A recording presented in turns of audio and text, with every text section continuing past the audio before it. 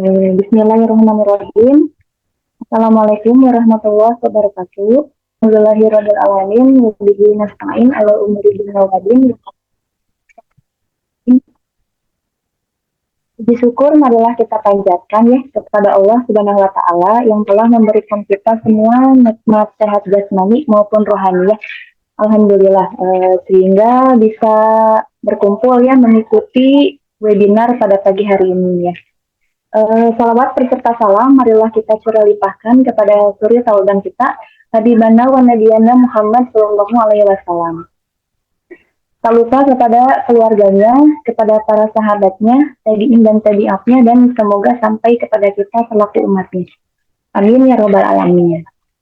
Baik ya, saya sapa dulu semua peserta yang sudah join ya. Selamat pagi semuanya. Pagi. Ya, Masya Allah. Insya Allah ya masih dalam keadaan semangat pagi semua ini ya Bapak Ibu. Siap untuk mengikuti webinar pada pagi kali ini ya Insya Allah.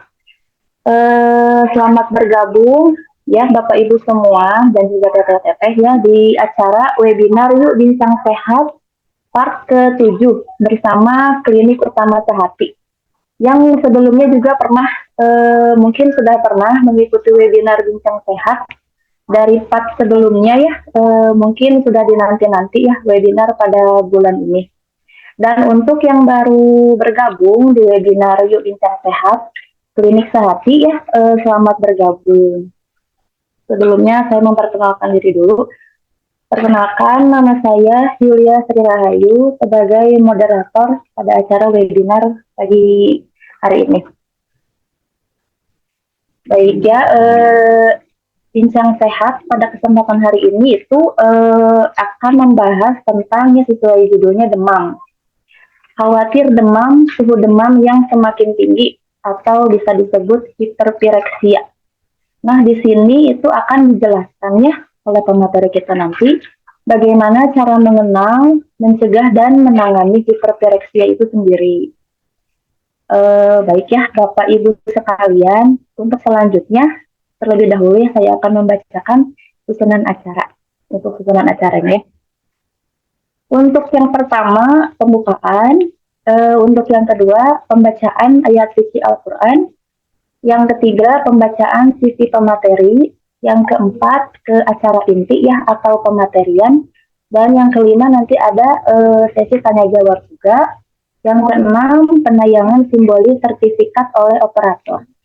Yang ketujuh, nanti kita ada dokumentasi bersama ya, nanti oleh operator juga. Dan yang terakhir, penutup. Baik ya, mungkin tadi kalau saya sebutkan untuk susunan acaranya. Untuk selanjutnya, ya, agar mendapatkan keberkahan ilmu dan juga kelancaran selama webinar berlangsung, alangkah baiknya ya, mari kita buka webinar ini dengan membaca ta'awudz dan basmalah bersama-sama. Bismillahirrahmanirrahim. Baik ya, untuk mempersingkat waktu, acara selanjutnya yaitu pembacaan ayat suci Al-Quran yang akan dibacakan oleh Saudari Lia Nur Ajijah AMDK.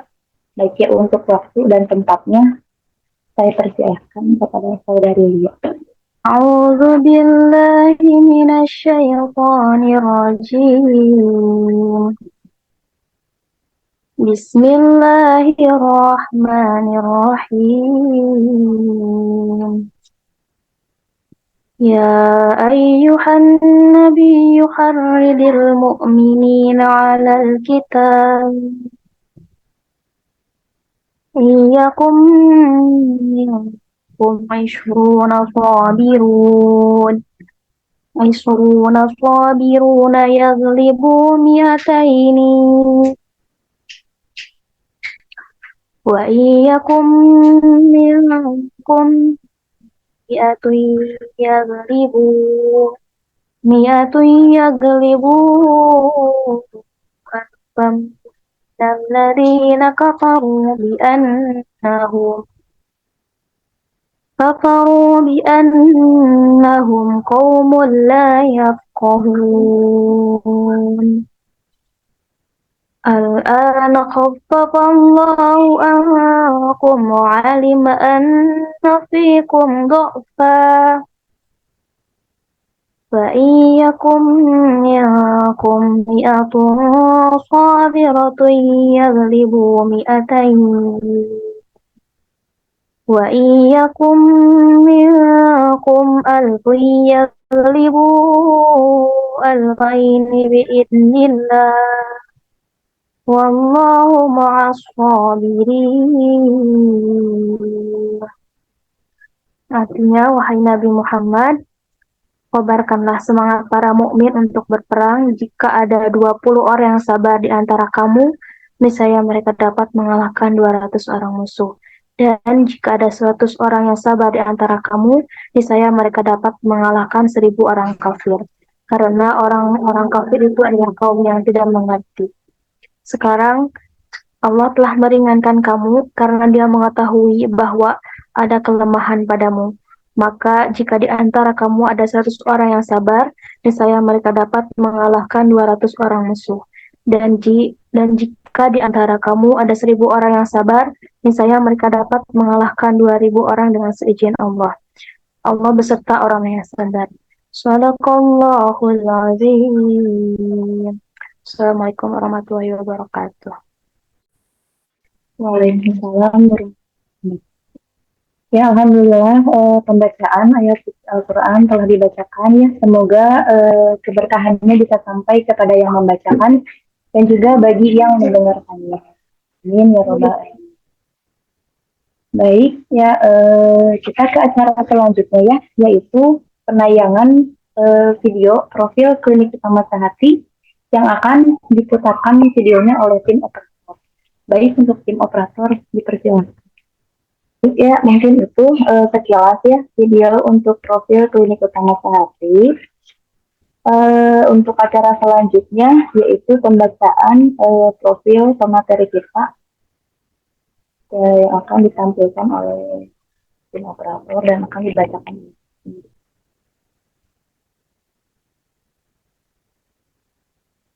Untuk CV pemateri kita dengan nama ya Dr. Faida Supraini, MARS ya, medical doctor, kompetensi utama sebagai dokter umum.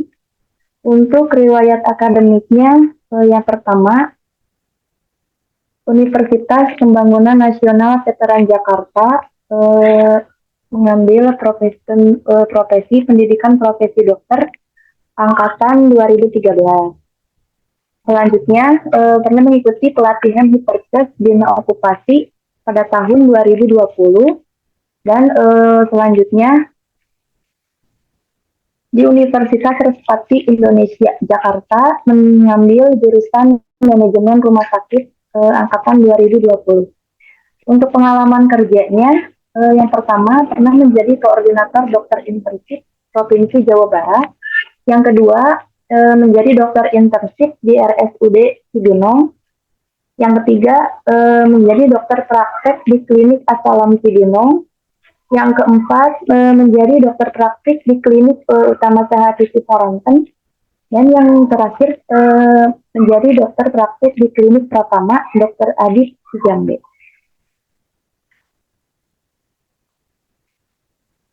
Baik ya, sekilas tentang karir. Jadi dokter Faida ini seorang profesional dokter umum dengan pengalaman lebih dari 3 tahun di pelayanan kesehatan, klinis, dan praktisi. Untuk informasi kontaknya ya, emailnya faizasupraini20@gmail.com. Untuk alamatnya Jalan Cisaranten Kulon, Kota Bandung.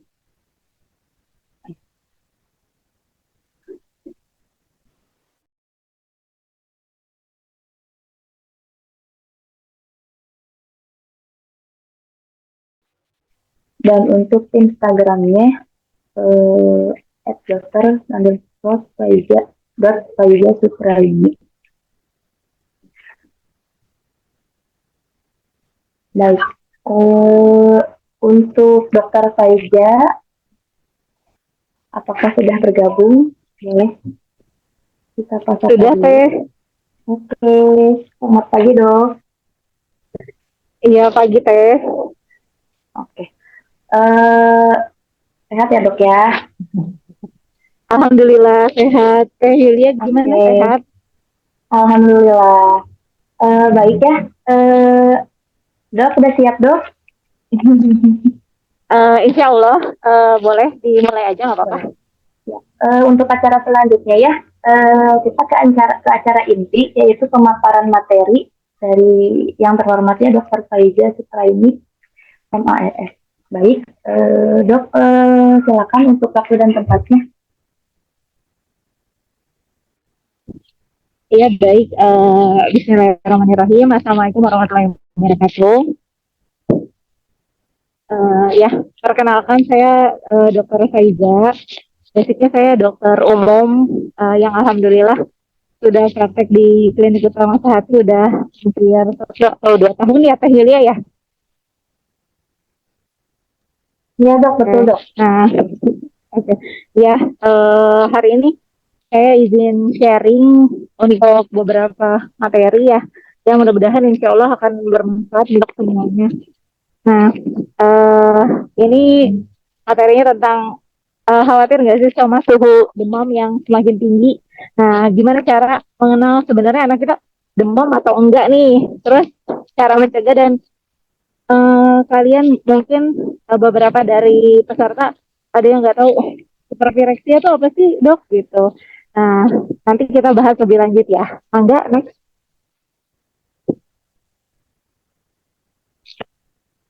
Oke nih, jadi definisi demam sendiri itu menurut Edmund itu adalah suhu di atas 37. Sebenarnya 37,5 ya. Lebih keringnya itu 37,5 diukur di dahi. Kalau misalnya untuk di telinga itu bisa di atas 38,2. Nah, kalau untuk demam yang di atas 39,5 itu masuknya kategorinya kita masuk ke demam tinggi.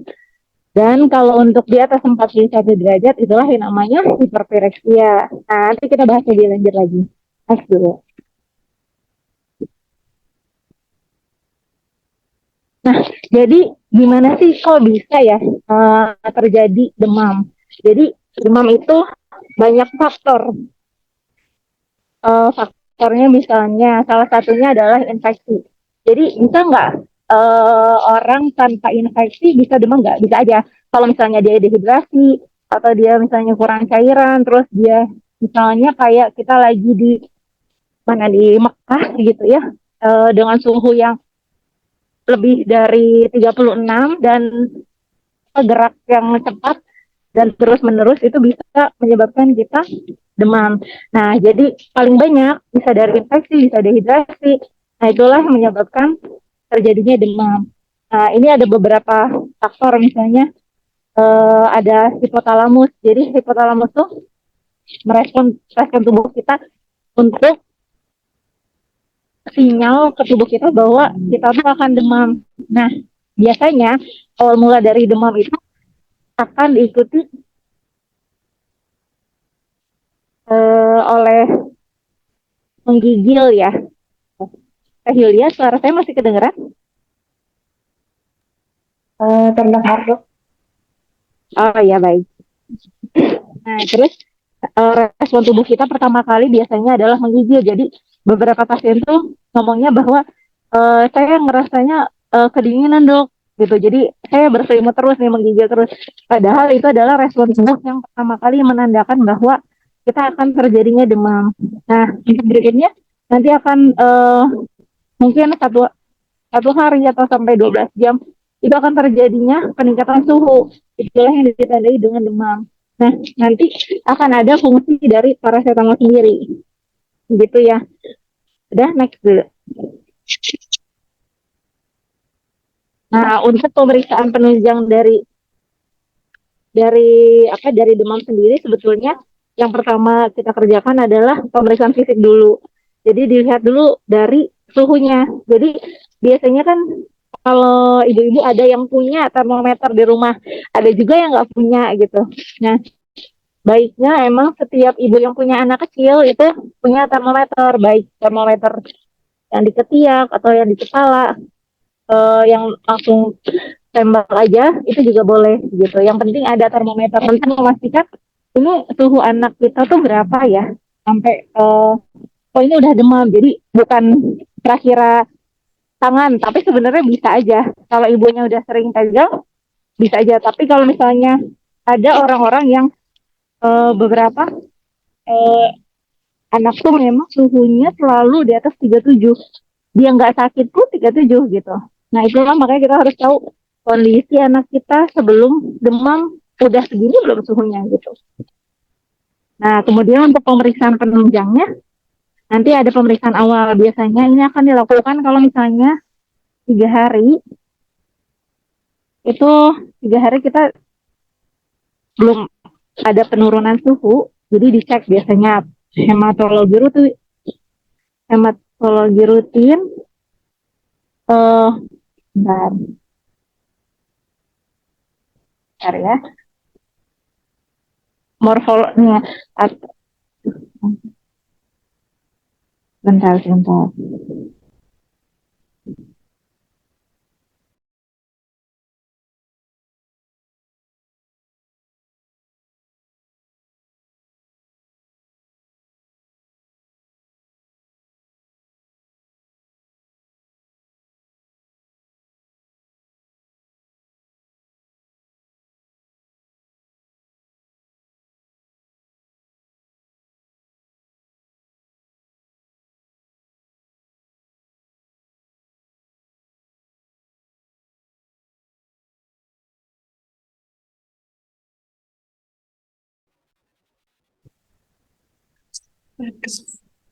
Halo Teh Yulia, punten Teh. Oke dok, ya, ya Potong gimana dok?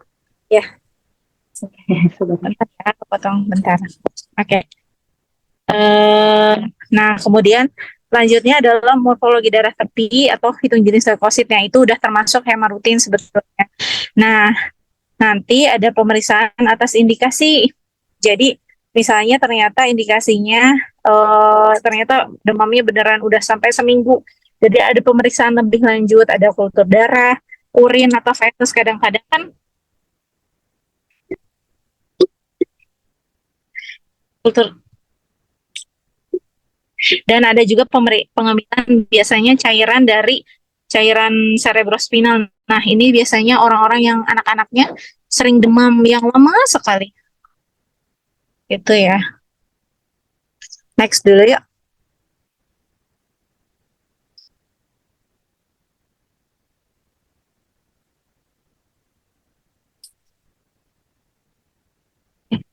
Sebentar ya. Nah, kemudian penata laksanaan lebih lanjut eh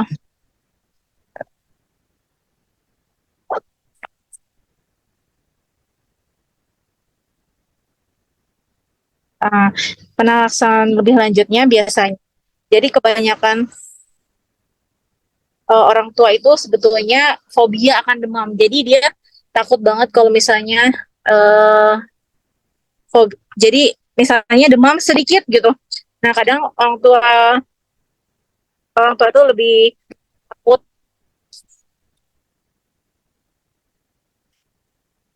karena demamnya gitu ya. Nah, kemudian orang tua tuh sebenarnya kadang-kadang kita mengobati pasien tuh demam tuh bukan karena emang kebutuhan kebutuhan anak yang emang butuh banget, atau sebenarnya kita eh, supaya anak gak rewel atau supaya orang tuanya lebih nyaman. Nah, itu kadang perlu kita apa ya? Jadi ketika anak itu harus dikonsentrasi dulu ya, jangan panik. Biasanya tuh udah langsung masuk ke panik, akhirnya sampai wah ini harus ngapain ya gitu. Nah, akhirnya mau nggak mau biasanya langsung masukin paracetamol, tapi nggak tahu nih dosisnya berapa, yaudah lah masukin aja dulu gitu. Nah itu kadang-kadang yang akhirnya datang ke klinik, dok saya tuh udah masukin paracetamol tapi kenapa ya nggak turun-turun, ya itu karena itu kadang dosis yang dikasih kurang, atau kadang misalnya obatnya apa yang dikasih gitu. Jadi kadang ada orang anak demam tapi dikasihnya demam batuk pilek gitu, jadi nggak akan bisa gitu. Nah next dulu gitu. Oke, tadi ya. Ini gimana sih? Nah, secara fisik nih. Yuk next yuk. Isu sama fakta ya. Nah, jadi gini, kan ada beberapa pasien tuh kalau misalnya ke klinik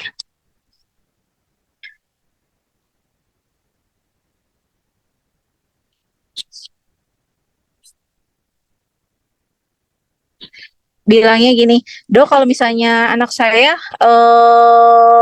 suruh tidur terus,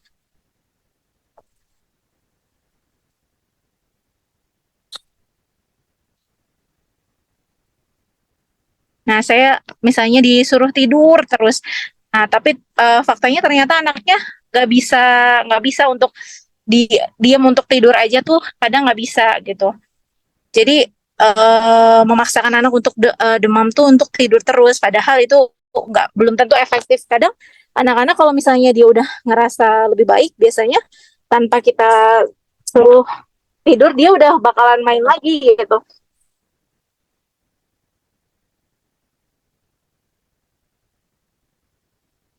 Nah terus next teh.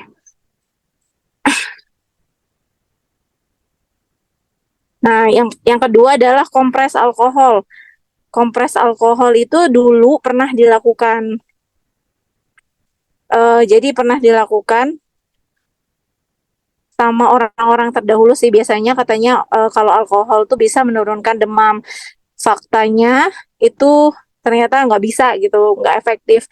Karena kompres alkohol tuh malah menyebabkan si anak malah jadi ngerasa apa? Jadi seperti orang dibius ya. Jadi pusing nantinya anaknya, bukannya malah membaik. Nah, itulah yang nggak efektif gitu. Tapi ada beberapa orang yang bilang kompres alkohol aja biar cepat turun ya, belum tentu gitu. Nah, udah lanjut teh. Nah, ini kompres dingin. Nah, kadang-kadang orang tua tuh bingung, dok kalau misalnya kompres tuh mending kompres dingin atau kompres hangat sih sebenarnya. Nah, sebetulnya kalau dulu banget itu rekomendasinya ternyata kompres dingin.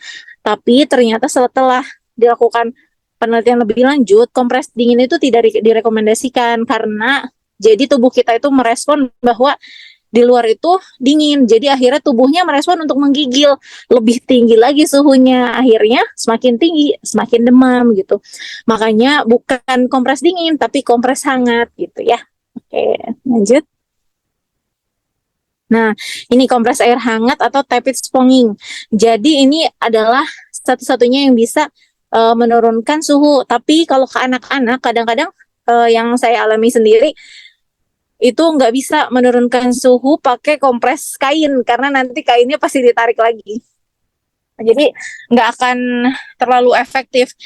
Yang paling efektif malah menurut saya coba dimandiin ke air hangat. Itu lebih efektif dibandingkan kompres pakai kain. Karena kompres pakai kain itu anak tuh nggak susah betahnya. Pasti diambil lagi. Jadi akhirnya ntar lama turunnya gitu. Kadang-kadang ada juga udah minum paracetamol biasanya sampai 4 per 4 jam, tapi kok masih nggak turun juga. Nah itu coba dibantu sama kompres hangat karena ini benar-benar membantu penurunan suhu sangat efektif gitu ya. Next it.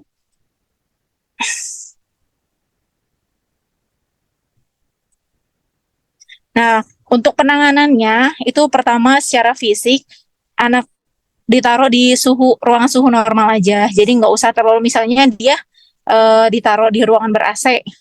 Nah itu jangan terlalu dingin, harus dengan suhu normal karena kalau ketika dingin dia akan respon tubuhnya menggigil makin panas lagi gitu.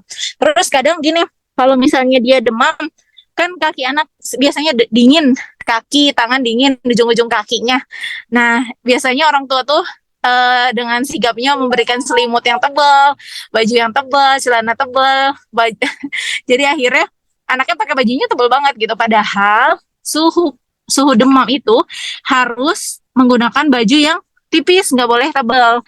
Karena ketika dia bajunya semakin tebal, itu semakin panas dia. Sama ini nggak berlaku sama anak-anak aja, tapi dewasa pun sama. Karena rata-rata kita emang rasanya menggigil, padahal ketika menggigil itu kita semakin panas gitu diselimutin. Nah, kemudian memberikan minuman yang banyak. Untuk kasus minum yang banyak ini benar-benar saya pengalaman ya, ada lansia demam 39. Nah, itu sekitar jam 9 malam. Nah, ketika itu saya anjurkan untuk minum air putih sampai 1,5 liter. Nah, besok paginya itu alhamdulillah dia udah nggak demam sama sekali gitu. Jadi ini efektif banget ketika anak atau dewasa merasa demam atau emang suhunya di atas 38, itu dikasih berikan air minum, suhunya langsung turun. Nah, kadang-kadang orang demam tuh males, makan males, minum males, padahal itu lebih efektif kalau dia harus melawan apa ya, melawan rasa nggak enaknya. Karena emang kalau lagi demam, suhu tubuh kita nggak enak, badan biasanya linu, terus pegal-pegal, jadi pengennya tiduran aja. Padahal lebih baik itu kalau kita makan sama minum yang banyak minumnya. Nah, insya Allah besoknya harusnya membaik gitu, karena kita udah rehidrasi lagi gitu ya.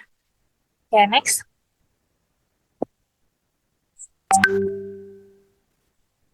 Hmm. Hmm. Oke.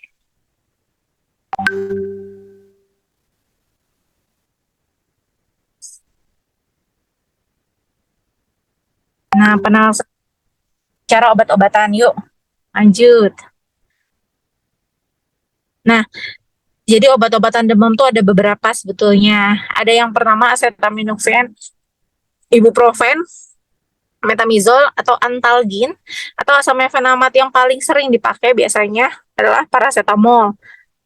Tapi ada juga beberapa pasien yang tahu mungkin tentang ibuprofen. Sebetulnya ibuprofen juga bisa dipakai, tapi dengan dosis yang sesuai. Nah, kalau paracetamol sebetulnya gampang nih ngitungnya. Kalau misalnya kalau dewasa kan mudah ya, pilihannya cuma 500 miligram atau 650 miligram. Tapi kalau untuk anak-anak itu harus ada dosisnya. Ini adalah 10 sampai 15 miligram per kilogram berat badan per kali. Jadi nanti dihitung, misalnya berat badannya 20 kilo. Ya udah berarti dikali 10, berarti 200 miligram per kali gitu. Jadi kadang-kadang saya nanya ke pasien tuh, ini anaknya udah dikasih apa Bu? Paracetamol. Paracetamolnya yang berapa miligram? 5 mili, 5 mililiter gitu. Oh, maksud saya isinya berapa? Nah, itu nggak tahu isinya berapa. Berarti kan eh, jadi padahal ini harus diketahui sama orang tua atau ini supaya jadi pengetahuan umum bahwa dosis paracetamol itu 10 sampai 15 miligram. Jadi tidak boleh lebih dari itu ataupun kurang dari itu supaya efektif. Jadi bukan berarti kita ngasih paracetamol aja tapi kok nggak turun-turun, kasih lagi, jangan dosisnya kurang gitu. Bahkan kalau dosisnya kurang jadi tidak akan efektif, akhirnya menyebabkan akhirnya intoksikasi ataupun kerusakan hepar karena terlalu banyak obat tapi dosis tidak sesuai gitu. Makanya ini perlu diketahui dosisnya berapa dan kemasan yang tersedia tuh berapa. Jadi misalnya di dalam kemasannya tuh 200 miligram per 5 mili gitu. Ya udah berarti 5 mili kalau emang dosis hitungannya 250 miligram gitu. Nah, ini emang harus tahu ya, wajib tahu bahkan gitu. Jadi hal yang sepele tapi kadang dilupakan dan dianggap mudah. Ya udah kasih aja paracetamol gitu. Padahal paracetamol tuh walaupun obat ringan, tapi kalau misalnya kita pakai terus-menerus, itu bisa menyebabkan kerusakan hepar ataupun intoksikasi dari obat itu sendiri. Gitu. Bahkan pernah ada ibu hamil ya, ibu hamil tuh dia pusing terus dan sepanjang hamil dia benar-benar minum paracetamol aja. Nah, pas lahir ya Allah, innalillahinya, anaknya menjadi cacat mental disebabkan karena obat-obatan itu terus gitu. Jadi ternyata dia masuk ke sawar darah otak si anak gitu. Makanya untuk ibu-ibu yang lagi hamil itu wajib banget konsultasi dulu. Ini benar nggak dosisnya segini? Terus kenapa saya pusing terus misalnya gitu? Jadi harus dikonsultasi dulu baru minum obat-obatan. Makanya karena paracetamol itu mudah didapat dan obat bebas, tapi bukan berarti harus setiap kali sakit, setiap kali itu langsung pakai paracetamol. Nah, tapi tergantung kenapa dulu, pasti ada penyebabnya gitu ya. Kemudian ada ibuprofen juga sama antalgin sama efenamid ini juga bisa sebenarnya. Dan kadang ada beberapa pasien, dok saya meminta paracetamol sama ibuprofen disatuin aja ya gitu. Nah, padahal paracetamol plus ibuprofen itu tidak jadi tidak akhirnya memaksimalkan efektif. Bisa salah satu aja paracetamol atau ibuprofen aja, jangan digabung keduanya karena sebetulnya nggak efektif sebenarnya itu. Jadi cuma satu aja gitu ya. Enggak, lanjut. Nah, lanjut.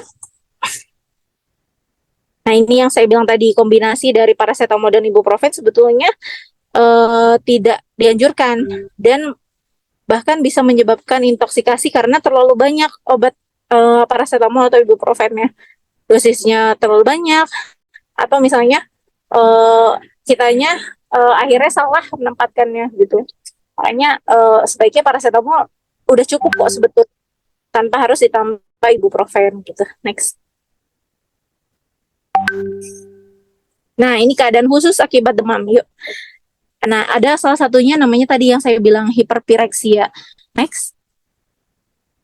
Nah, hiperpireksia ini adalah demam di atas 41 derajat. Hiperpireksia itu sangat berbahaya karena dapat menyebabkan berbagai perubahan dari kerusakan susunan saraf sampai metabolisme. Jadi sampai sakit kepala, pusing, kejang, sampai nggak sadar. Next dulu. Penelaksanaan ini terapinya hiperpireksia sebetulnya adalah monitoring pertama kali. Jadi kan tidak mungkin suhu orang atau suhu siapa dewasa ataupun anak itu sampai ke 41 derajat. Kita harus tahu suhu sebelumnya. Makanya tadi wajib banget punya termometer di rumah untuk mengukur suhu. Ini udah sampai suhu berapa gitu. Kalau udah demam tinggi aja harusnya kita udah mulai aware nih. Kenapa kok nggak turun-turun gitu? Nah, itu harus di monitoring terus gitu ya. Terus udah nggak kita masukin cairan yang cukup dan ternyata jangan-jangan pengeluarannya nggak ada gitu. Dari segi penguapan misalnya kita kasih bajunya tebal banget, kok dia makin panas makin panas, jangan-jangan salah terapi kita sendiri gitu. Nah, itu. Terus kalau misalnya emang ada riwayat kejang atau misalnya ada kejang, nah itu emang harus segera dibawa ke rumah sakit karena hiperpireksia bukan penanganan yang bisa dilakukan di klinik biasanya. Jadi harus sampai ke rumah sakit karena biasanya ada diikuti dengan gejala-gejala lain atau penyebabnya bisa yang lain gitu. Enggak. Nah, next aja teh. Oke, ini kejang demam yang disebabkan karena demam. Ya, next. Nah, kejang demam itu wajib diketahui, kejang yang disebabkan karena demam. Jadi kalau kejang tanpa demam itu bukan kejang demam. Dan kejang demam itu hanya dialami pada usia 6 bulan sampai 5 tahun. Di bawah itu ataupun lebih dari itu berarti dia bukan kejang demam biasa. Pasti ada penyebab yang lain.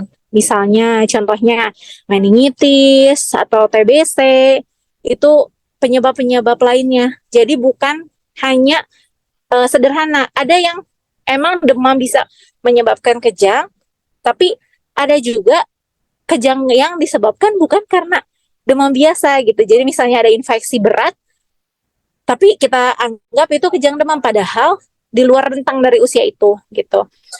Kemudian untuk di bawah 6 bulan biasanya harus dicek dulu sama cairan cerebrospinal. Bisa jadi penyebabnya soalnya meningitis.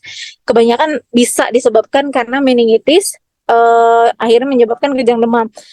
Itulah yang biasanya nggak tahu. Bisa nggak sih dok, anak saya udah 6 tahun tapi dulu riwayatnya kejang, harusnya sih enggak gitu. Dari segi teori dia kejang demam itu hanya sampai 5 tahun. Di atas itu berarti bukan kejang demam yang biasa terjadi gitu. Pasti ada penyebabnya gitu ya. Oke, enggak. Nah, Udah masuk sesi tanya jawab, boleh dibuka aja Teh Yulia. Baik ya, jazakallah kepada Dr. Baija ya. Alhamdulillah pemaparan materi slide demi slide sudah dijelaskan ya, insya Allah. Untuk selanjutnya kita masuk ke bagian ini nih, sesi tanya jawab. Baik, bagi yang ingin bertanya, silahkan bisa klik tombol raise hand, kemudian nyalakan audio atau on-kan kameranya ya. Jika ingin bertanya via kolom chat juga boleh, ketik saja pertanyaannya di kolom chat. Nanti akan dibacakan untuk pertanyaan.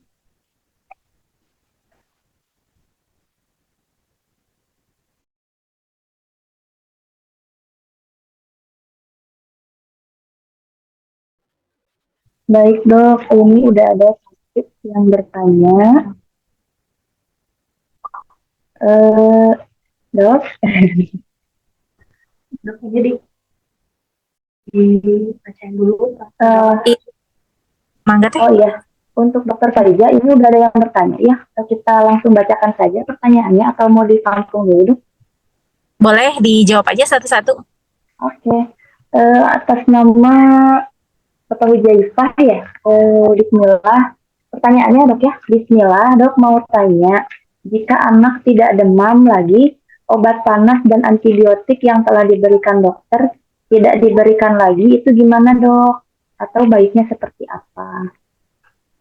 Baik. Kalau misalnya uh, kalau misalnya anak udah nggak demam, terus masih ada obat antibiotik sama obat demamnya. Kalau Iya. untuk bisa di stop itu sebetulnya obat demamnya itu bisa di stop. Tapi kalau untuk antibiotik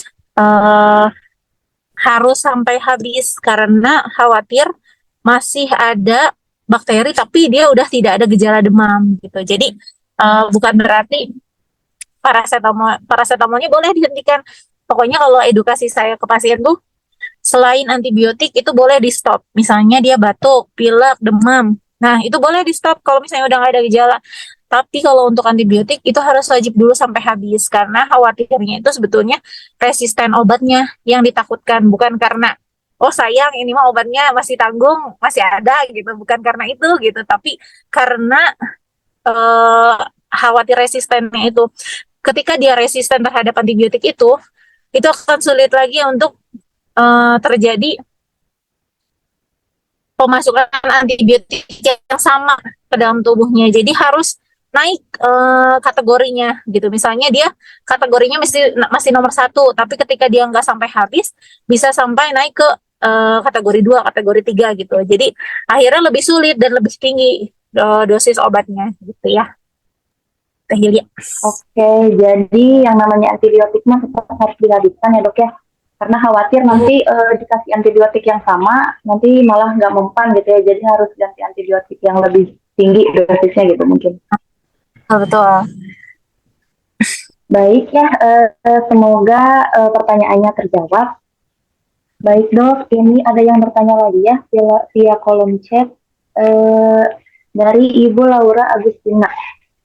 Untuk pertanyaannya, dok mau tanya, saya remaja lagi demam dan saya takut nanti saya batuk berdahak karena saya ada perkuliahan. Jadi bagaimana ya dok solusinya? Gimana? Saya lagi demam, terus saya takut batuk gitu. Dok, saya remaja lagi demam dan saya takut nanti saya batuk berdahak karena saya ada perkuliahan. Jadi bagaimana ya dok solusinya? Oh gitu. Gini aja, kan sebetulnya batuk batuk berdahak kan belum ada nih. Berarti sekarang kan kondisinya ya, Yulia ya. Iya dok, jadi belum batuk. Iya belum batuk, tapi udah demam gitu. Cuma Ya, karena ya gini aja. Sebenarnya kalau misalnya emang belum ada gejala batuk, ya nggak usah dikasih obat batuk dulu yang pertama. Terus yang kedua, cek dulu demamnya udah berapa hari. Kalau misalnya dia udah 2 hari atau 3 hari, cek rehidrasinya. Rehidrasinya udah bagus belum? Jangan-jangan ini minumnya masih tetap kurang gitu, makanya nggak bisa turun demamnya. Dan kalau untuk misalnya kepepet banget, harus gitu ya, harus segera sehat. Nah, berarti nggak apa-apa, minum aja paracetamol, boleh disertai dengan rehidrasi dan makanan-makanan yang nggak boleh, misalnya ada rasa nih, ada rasa kok saya sakit tenggorokan ya, gitu, kayak tanda-tanda mau batuk gitu. Nah, berarti makanan-makanan yang akan menginduksi batuk itu tidak boleh dimakan. Misalnya contohnya makanan yang ada gorengannya, ada coklatnya, minuman dingin, kemudian perkeripik-keripikan itu menginduksi banget biasanya jadi batuk. Nah, itu yang harus dihindari dulu supaya kita, kan ini masih demam, masih proses, misalnya dia masuk infeksi, tapi ini masih ada daya tahan tubuhnya, masih bisa nggak dia untuk menanggulangi ini. Kalau misalnya masih bisa, biasanya kita bantuin sama makanan-makanan, misalnya minum air hangat, terus biasanya ya minum jahe atau herbal itu boleh sebenarnya, atau larutan air kelapa itu boleh gitu. Yang penting jangan yang menginduksi akhirnya nanti benar-benar terjadi batuk gitu. Karena kan belum terjadi ini. Kalau paracetamol boleh diminum. Kalau memang udah demamnya udah mulai tinggi, kemudian pusing, itu boleh. Oke, jadi langkah awalnya ya, mungkin kalau demamnya udah tinggi, boleh minum paracetamol ya. Dan untuk tadi makanannya sendiri yang sekiranya memicu batuk, boleh dihindari dulu ya, Ibu Laura Agustina, supaya batuknya tidak muncul gitu. Baik, semoga pertanyaannya terjawab ya. Untuk selanjutnya dari Uma Kami, pertanyaannya dok ya, dibacakan. Bismillah, izin bertanya, berapa batasan suhu demam dan berapa hari? Demam tersebut bisa dicoba dengan penanganan di rumah. Jadi berapa batasan suhu demam dan berapa hari demam tersebut bisa dicoba dengan penanganan di rumah aja gitu dok. Baik. Nih, gini. Jadi sebenarnya rata-rata kelihatan sih, misalnya untuk batasan suhu ya. Kalau misalnya suhu di bawah 39, biasanya paling sering nih mayoritas pasien tuh penyebabnya adalah bakteri. Nah, kalau di atas 39 itu suhunya tinggi, nah biasanya penyebabnya adalah virus. Nah, untuk beberapa harinya itu kita harus tunggu dulu sampai 3 hari. Tapi dengan disertai tidak ada keluhan lain. Misalnya keluhan lainnya itu apa? Kejang demam, terus apa lagi ya? Misalnya dehidrasi yang dia benar-benar udah nggak bisa ngapa-ngapain.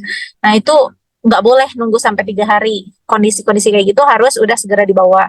Nah, tapi kalau misalnya dia masih aktif tapi suhunya tinggi dok 39, nggak apa-apa, coba aja dulu sampai 3 hari. Karena sebetulnya pengobatan yang misalnya penggunaan antibiotik pun itu baiknya setelah 3 hari, karena respon tubuh dulu, kita lihat respon tubuhnya pasien itu masih bisa nggak dengan respon tubuhnya sendiri tanpa obat-obatan yang kita kasih. Misalnya udah dikasih paracetamol selama 3 hari tapi kok masih masih juga demam, nah itu boleh bawa ke rumah sakit atau ke dokter terdekat. Tapi kalau misalnya demamnya, kadang kita khawatir tuh baru 2 hari udah worry banget, apalagi kalau anak kecil, anak kita udah demam, aduh ini kok nggak turun-turun panasnya, padahal panteng terus 39. Nah itu coba treatment yang tadi di rumah dianjurkan, coba lakuin dulu semuanya. Kalau ternyata udah dilakukan tapi masih juga, ya udah nggak apa-apa, itu dibawa ke dokter. Tapi kalau misalnya kita belum maksimal, kadang gini, udah takut duluan padahal belum maksimal yang kita berikan terapi secara fisik di rumah. Misalnya dikompres air hangat, aduh dok anaknya nggak mau dikompres hangat, ya berarti harus coba lain. Misalnya direndam ke air hangat, dia mandi pakai kita kasih bola, jadi akhirnya dia uh, belum maksimal gitu. Jadi kan kalau untuk pengobatan yang lebih efektif lagi sebetulnya belum tentu, karena kadang gini, dok saya tuh anak saya tuh kalau dikasih antibiotik dulu baru bisa turun demamnya. Sebetulnya itu bisa jadi sugesti sendiri, karena belum tentu anak harus dikasih antibiotik dulu baru bisa turun demamnya, belum tentu. Jangan-jangan yang di rumah nggak efektif gitu. Karena ada beberapa anak yang sampai dia usia 2 tahun itu nggak pernah dikasih antibiotik. Bahkan obat panas juga nggak dikasih gitu. Karena itu, karena efektivitas di rumahnya. Jadi di rumahnya gimana dia terapinya? Jangan-jangan anaknya disuruh tidur terus. Biarin aja lah, tidur aja, istirahat, nggak apa-apa gitu. Padahal mah kita butuh ngerehidrasi dia, ayo minum gitu. Minum terus. Terus abis itu dikompres gitu. Jadi akhirnya dia maksimal. Kalau sudah maksimal, ikhtiarnya udah maksimal banget di rumah, tapi masih tetap tidak turun, itu boleh ke dokter gitu. Tapi kalau belum maksimal, ya coba dulu sampai maksimal gitu ya. Baik, jadi memaksimalkan dulu penanganan di rumah ya. Jika suhunya masih kurang dari 39 derajat. Nanti apabila misalnya kurang dari 39 derajat itu masih boleh ya dok ya nunggu 3 hari ke depan. Apabila nggak ada keluhan itu juga dok ya. Kalau ada keluhan baru boleh dibawa ke klinik atau rumah sakit ya. Betul. Baik, semoga terjawab ya pertanyaannya. Untuk selanjutnya dari Bapak Wijaita lagi nih dok. Dok, saya mau tanya, anak saya kan alhamdulillah baru sembuh dari demam. Namun setelah sembuh dari demam, tubuhnya banyak bintik-bintik. Itu kenapa ya dok? Apa ada hubungannya sama demam yang sebelumnya? Oke, gini. Kalau misalnya habis demam terus timbul bintik-bintik. Nah, sebetulnya itu kenapa butuh dibawa ke dokter, sebenarnya mau dilihat bintik-bintik tuh banyak banget masalahnya. Bintik-bintik tuh bisa cacar, bisa campak, bisa yang lain, bisa alergi, bisa yang lain tuh. Jadi bintik-bintik, bahkan makanya kenapa dokter kulit tuh harus lihat spesifikasi dari si gatal-gatal yang ada di tubuh itu, karena untuk lihat, karena beda jenis bintik-bintik pun itu akan beda diagnosa gitu. Jadi makanya walaupun misalnya kita bilang anak saya demam, bis itu bintik-bintik yang seperti apa dulu gitu. Jadi makanya harus diperiksa tuh, karena itu mau lihat jenis yang bintik-bintiknya seperti apa. Kalau misalnya bintik-bintik soalnya banyak banget gitu ya Teh Yulia. Rasanya baru kemarin dulu ada anak demam, habis itu cacar langsung. Tapi ada juga anak demam, bukan cacar gitu. Jadi nggak bisa langsung ditembak. Oh ini mah ini gitu, nggak bisa. Gitu. Jadi harus tetap dilihat dulu spesifikasi dari si bintik yang keluar itu, gitu ya. Ya, jadi alangkah baiknya diperiksakan dulu ya dok ya, ke dokter gitu ya untuk mengetahui bintik-bintik itu apakah cacar, campak atau alergi yang lain. Baik, semoga terjawab ya saya dan terbantu juga untuk pertanyaannya. Selanjutnya, dok izin bertanya dari Ibu Aisyah Nurmaidah. Dok izin bertanya, cara membedakan gejala tipes dan demam seperti apa ya dok? Oke, baik. Kalau untuk gejala tipes sama demam, sebetulnya kalau demam sendiri nih, itu emang cuma demam aja, beda sama gejala tipes. Gejala tipes aja dulu deh. Gejala tipes tuh biasanya ada keluhan lain, misalnya contohnya ada diare, ada muntah, kemudian ada keluhan apa ya? Biasanya bukan diare aja sih, konstipasi juga bisa termasuk tipes. Terus dia lemes, gak mau makan terus. Nah, tipes itu identik sama gangguan saluran cerna. Jadi semua yang ada di saluran cerna, misalnya pokoknya orangnya nggak mau makan, terus lidahnya warnanya putih, apalagi. Nah itu secara fisik ya. Nah kalau biasanya pasien-pasien tipes ya demamnya kurang dari 39 biasanya rata-rata. Kalau misalnya demam biasa itu yang tadi saya bilang demam itu kan banyak banget nih penyebabnya. Bisa karena dehidrasi, bisa karena infeksi bakteri, infeksi virus. Nah makanya penyebabnya itu apa? Dan kalau tipes itu biasanya lebih dari 3 hari demamnya nggak akan turun. Oh ya satu lagi, identiknya demamnya tipes itu adalah demam malam hari. Jadi biasanya dia akan bilang gini, ini anaknya demam tuh di atas maghrib dok gitu. Dan dia nggak mau makan terus sudah beberapa hari ini. Nah itu ciri-cirinya demam tipes gitu. Makanya kalau kadang-kadang, aduh anak saya tuh pernah tipes dok gitu. Bisa nggak ya nanti tipes lagi ya bisa aja gitu. Karena tapi bukan berarti setiap dia demam dia akan tipes gitu. Kadang-kadang emang ketakutan aja karena dia dulu tipes sampai ke rumah sakit. Akhirnya ketakutan itu yang bisa bikin ibunya bawa ke dokter, tapi belum sampai 3 hari gitu. Jadi harus diketahui dulu. Kalau demam biasa ya berarti dia tidak ada keluhan lain. Akhir-akhir ini soalnya banyak yang demam aja gitu tanpa ada keluhan lain gitu. Nah itulah yang demam. Makanya untuk terapi di rumah itu coba maksimalkan dulu. Kalau misalnya ternyata masih juga, kadang ada orang tipes yang nggak perlu dibawa ke dokter, dia bisa sembuh sendiri gitu. Nah itu terapinya di rumah gitu. Eh dan kadang orang tipes itu kan nggak mau makan, ada diarenya. Udah diare kita kasih dia. Udah kan ketika kita nggak mau makan nih, misalnya Teh Yulia aja lagi nggak mau makan, pasti pengennya nih ya makannya yang pedes-pedes, yang apa, yang gurih-gurih, terus makanan yang asem. Pokoknya enak banget deh. Nah, tapi padahal itu tidak boleh.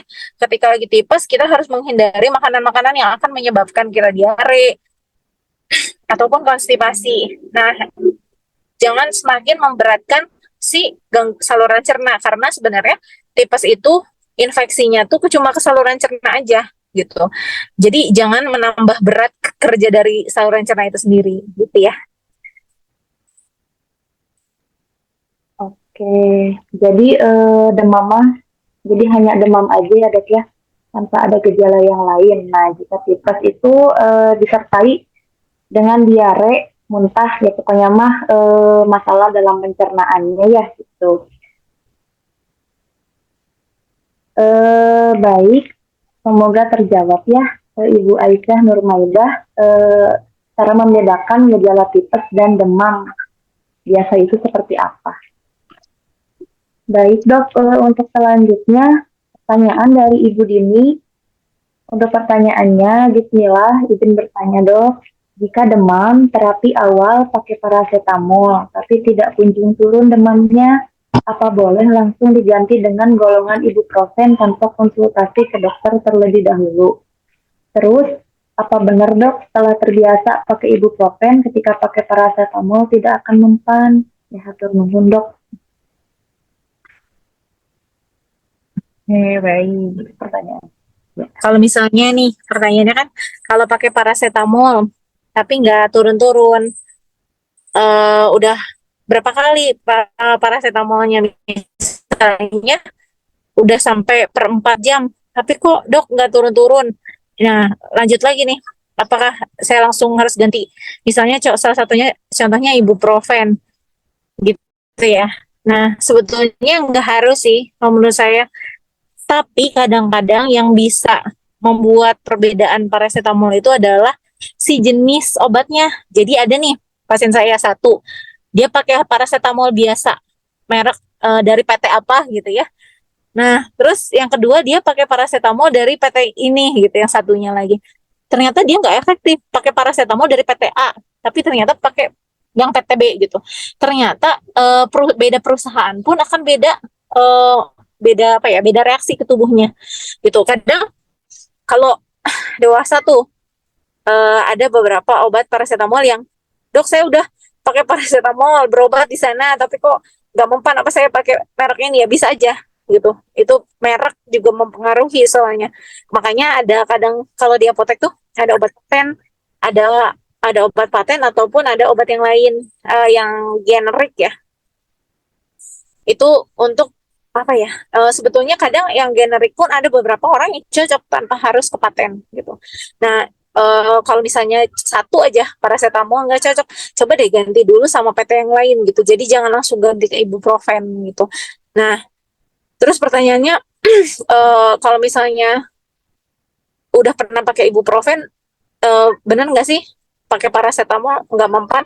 Sebetulnya harus dicoba dulu sih lewat paracetamol, karena menurut saya efek samping dari obat paracetamol ataupun ibuprofen paling sedikit itu efek sampingnya adalah paracetamol. Kalau ibuprofen sebetulnya kalau misalnya nih ada aja perdarahan gusi kita di gigi, kita pakai ibuprofen itu bisa menyebabkan perdarahan soalnya. Gitu. Jadi ada beberapa efek samping yang kadang kita nggak tahu tapi tetap pakai ibuprofen itu dia. Jadi lebih baik kalau yang paling ringan sekali itu obat penurun panas ya paracetamol gitu. Dan uh, harusnya sih masih efektif. Coba dulu pakai merek yang lain. Kalau misalnya masih nggak bisa, ya udah nggak apa-apa pakai ibuprofen. Tapi bukan berarti di dikombinasi ya paracetamol dan ibuprofen. Karena sakingan pengen cepat turun, ya udahlah paracetamolnya setengah, ya ibuprofennya setengah gitu. Atau paracetamol pagi, ibuprofen siang gitu. Nah itu nggak bisa ya gitu. Oke.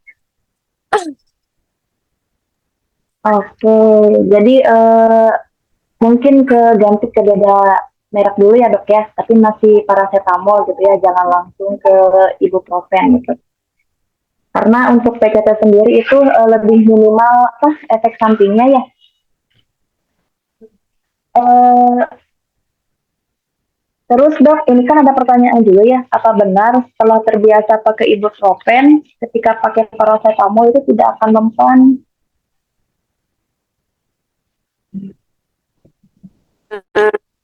Iya tadi teh itu mah sebenarnya terbiasa aja sih, terbiasa pakai ibuprofen. Jadi kayak sugesti kita jadi tinggi sama ibuprofen.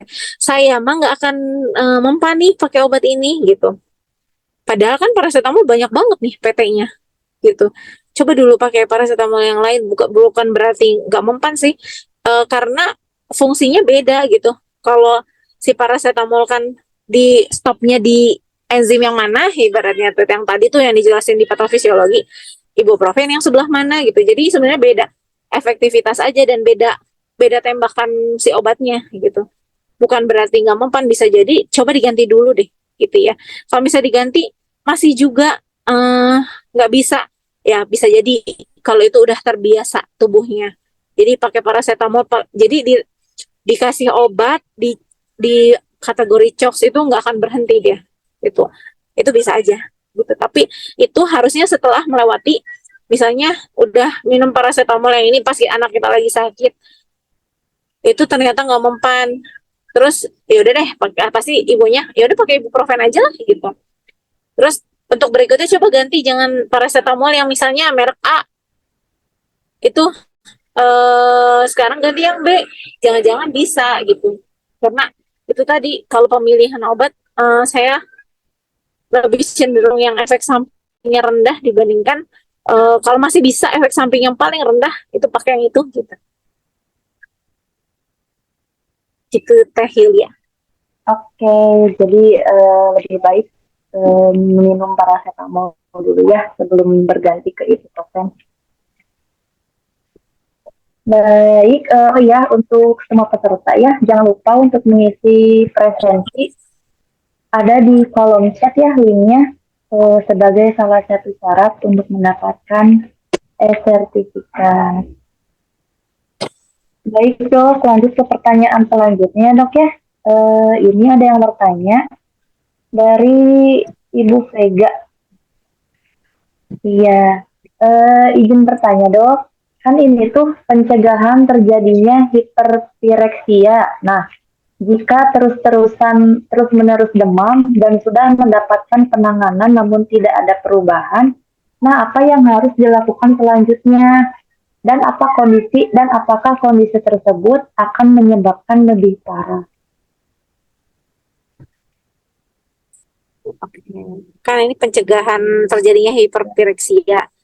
Jika terus-menerus demam dan mendapatkan penanganan namun tidak ada perubahan, apa yang harus Nah, sebetulnya kan itu tadi hiperpireksia kan suhu 41 ya. Kalau suhu 41 kan berarti sebelum sampai ke 41 kan udah lewati 38, 39, 40 gitu. Nah, bukan kalau misalnya dia hiperpireksia terus 41 terus, itu bisa menyebabkan keparahan karena tubuh kita nggak bisa respon dengan suhu panas itu. Jadi harus segera ditangani, misalnya masukin obat lewat dubur, itu juga bisa. gitu. Jadi harus kalau misalnya udah pakai paracetamol masih tetap di 41 lebih, itu harus segera berarti. Nggak bisa. Karena tubuh nggak bisa menerima dengan suhu 41 derajat. Dan itu bisa menyebabkan kejang atau susunan saraf pusatnya misalnya otak gitu, itu bermasalah nantinya lama-kelamaan. Dan nggak boleh lama. Misalnya 1 hari aja hiperpireksia dia. Udah dikasih suhu paracetamol udah terus ibuprofen udah ibaratnya. Kalau misalnya itu masih terjadi berarti harus segera dibawa ke dokter karena harus dicari tahu nih hiperpireksianya tuh penyebabnya apa gitu. Itu sih untuk eh, pencegahannya ya itu tadi kalau misalnya masih tetap nggak turun ya berarti harus dibawa ke dokter gitu karena khawatir ada keluhan lain dan itu masalahnya nanti dia bisa permanen gitu bukan jadi sementara efek samping dari hiperpireksia itu sendiri gitu. Baik, jadi jika suhunya stuck di 41 derajat itu ya udah termasuk ke hiperpireksia yang memang butuh penanganan lebih serius ya dok ya, bisa dirujuk ke rumah sakit mungkin ya, karena bisa menyebabkan mungkin kejang atau yang lebih parah lagi mungkin ya menyerang syaraf gitu ya dok ya. Betul. Oke, baik Ibu Pega, semoga terjawab ya pertanyaannya. Eh, Untuk selanjutnya, barangkali ada yang ingin ditanyakan lagi. Oh ya, jangan lupa untuk mengisi link presensi di kolom komentar. Baik, terima kasih dok. Oke, ada pertanyaan lagi ya dok ya, dari Ibu Cucu. Assalamualaikum dok, izin bertanya perihal kompres. Sebenarnya kompres di jidat tuh ngaruh gak sih demam jadi turun? Seperti menggunakan bayi fever atau kain air hangat tapi di jidat. Oke. Sebenarnya kompres air hangat tuh ngaruh nggak sih? Ngaruh banget terusnya. Ini ya yang sudah saya alami ya pengalaman itu ini kompres hangat tuh benar-benar berpengaruh banget sama turunnya suhu demam. Jadi pertanyaannya kalau di jidat kompresnya ngaruh nggak pakai kain?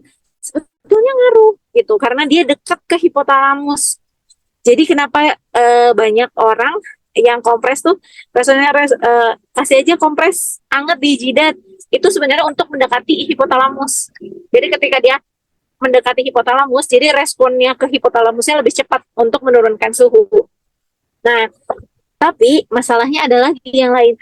Kadang kita nggak tahu adalah yang lainnya adalah kita harusnya kompres anget di pembuluh darah besar, contohnya di leher, di ketiak, di selangkangan. Itu pembuluh darah besar tuh. Jadi ketika kita kompres di sana, suhu tubuhnya akan lebih cepat. Dan yang lebih efektif lagi adalah direndam di air hangat. Karena itu tanpa kita kompres seluruh tubuhnya bakalan kena gitu. Jadi nggak akan kerepotan untuk apa kalau kain udah nggak hangat terus kita akhirnya harus ditaruh lagi di air hangat terus ambil lagi. Nah itu sebenarnya lambat gitu. Jadi nanti ini airnya jadi dingin terus tapi efektivitasnya jadi berkurang. Lebih baik benar-benar dikompres aja, mandiin air hangat, udah selesai. Saya pernah ada pasien dia tuh kejang demam meningitis ya. Itu pelajaran buat saya ya. Jadi ketika dia anaknya demam, itu ibunya benar-benar ketakutan bahkan dia tahu sebenarnya apa yang harus dia lakuin, tapi dia takut karena takut anaknya kejang lagi. Karena itu pengalaman ya. Nah, akhirnya saya edukasi, coba sebelum kejang, kan dia pasti demam dulu. Nah, pas demam, coba ibu konsentrasi dulu, jangan panik dulu. Sekarang rendam dia ke air hangat gitu. Nah, akhirnya berikutnya anaknya demam lagi. Pas anaknya demam, dia benar-benar kata dia, akhirnya saya berubah dok, saya akhirnya konsentrasi sama diri saya. Jadi saya berusaha untuk nggak panik melihat anak saya demam gitu. Akhirnya pas kelihatan anaknya demam, udah disuhu pakai termometer, eh, masih demam nih. Oh ya udah, akhirnya dia kompres, dimasukin anaknya ke apa, jolang ya kalau bahasa kita tuh apa sih, tempat air mandi, pokoknya kayak berendam anaknya. Nah itu bener-bener langsung turun suhunya. Ketika dia suhunya turun, kata kata ibunya, besoknya anak saya udah nggak demam lagi dok gitu. Nah akhirnya katanya bener-bener, ternyata saya baru tahu kalau beneran kompres anget tuh bener-bener berpengaruh. Kadang antara sugesti sama nggak percaya bahwa kompres anget tuh emang bener-bener nurunin. Nah, itu dia. Sebetulnya bukan apa ya, bukan tradisional itu tuh, tapi ada penelitiannya. Memang kalau kompres air hangat itu akan menurunkan suhu. Itu berdasarkan penelitian, bukan berdasarkan apa ya, tradisi ya sebetulnya. Gitu ya. Jadi insya Allah kalau dilakuin harusnya turun gitu. Kalau misalnya nggak turun juga berarti coba cari penyebab lainnya gitu. Jangan-jangan dia ada apa nih? Jangan dia ada, sebenarnya dia batuk atau dia nyeri tenggorokan, tapi kita nggak tahu. Kita kasih aja karena dia demam, terus dia mau makannya cuma dok anaknya nih pengennya makannya coklat, ciki, itu aja ya. Kalau nggak itu nggak mau makan, ya udah makin aja dia demam gitu. Kadang-kadang ketakutan fobia sih sama demamnya. Jadi kayak aduh anak saya udah demam berapa hari gitu, dan kebanyakan ketakutan nanti jangan-jangan ini, nanti jangan-jangan ini. Jadi nggak fokus tuh sama anak. Orang kita fokusnya untuk menurunkan suhu, tapi ini kebanyakan jadi mikirnya kesana kemari kemari. Jadi kadang pasien datang tuh, dok saya tuh tapi nggak apa-apa kan, nggak apa-apa kan, nggak apa-apa insya Allah gitu. Kadang itu sih terlalu overthinkingnya tinggi banget kalau ya terkait ke anak gitu ya. Tapi kalau ke dewasa bisa loh kayak gitu tanpa ada overthinking gitu. Tapi kalau anak kecil, anak aja udah rasanya takut banget deh gitu gitu ya. Nah insya Allah kalau untuk air hangat ya insya Allah bermanfaat sih, dan itu efektif banget untuk menurunkan suhu gitu. Oke, jadi kompres demam di jidat itu sangat ngaruh ya dok ya, apalagi lebih baiknya dikompres dengan air hangat. Oh ya dok, kan kalau misalnya anak kecil apalagi bayi gitu ya yang sedang aktif gitu ya, kalau dikompres pakai misalnya kain waslat gitu ya, ditempelin ke jidat tuh kadang suka nggak mau gitu, kadang suka dilempar gitu. Nah, jadi lebih ininya kadang suka dikasih bye-bye paper karena dia nempel gitu dok di jidat gitu. Nah kalau gitu gimana dok? Apa tetap Oh ya, harus direndam juga di air hangat gitu ya untuk opsi lainnya gitu ya supaya ada ininya gitu? oke. Kalau sebenarnya kalau bye-bye fever ya, yang saya pengalaman tuh bye-bye sebenarnya ini bukan menyebutkan merek atau menjatuhkan ya. Maksudnya tingkat efektivitasnya bye-bye fever dengan air hangat, mending air hangat gitu. Karena bye-bye fever tuh emang nempel. Kita sebagai ibu nggak akan repot sebetulnya dengan adanya bye-bye fever. Tapi efektivitasnya lebih besar air hangat dibandingkan bye-bye fever. Jadi kalau secara ekonomis menurut saya lebih ekonomis air hangat dibandingkan bye-bye fever. Bye-bye fever kalau misalnya udah 12 jam dia udah menggembung, udah nggak akan, udah pasti lepas dia gitu. Padahal nih anak kagak turun-turun suhunya gitu. Tapi kalau misalnya pakai kompres air hangat itu lebih efektif, lebih murah gitu. Dan penurunan suhunya tuh agresif dia. Kalau misalnya tadi saya bilang kenapa direndam, karena itu kompres air hangat itu bukan cuma di kepala, jadinya bukan cuma di jidat aja, tapi di seluruh pembuluh darah besar. Akhirnya kena semua. Nah itu lebih efektif lagi dibandingkan bye-bye fever. Itu sih pertimbangan. Kadang kitanya ibunya sebagai ibunya nggak mau repot, aja udah cobain bye-bye fever gitu. Padahal sebenarnya lebih efektif itu air hangat dibandingkan bye-bye fever gitu sih. Tekniknya. Oke, jadi lebih baik menggunakan kompres air hangat langsung ya dok ya, atau dimandikan dengan air hangat gitu ya. Betul. Ya, jazakillah dok. Dan kepada ibu cucu, semoga pertanyaannya terjawab ya, dan semoga puas atas jawaban dari dokter Faiza.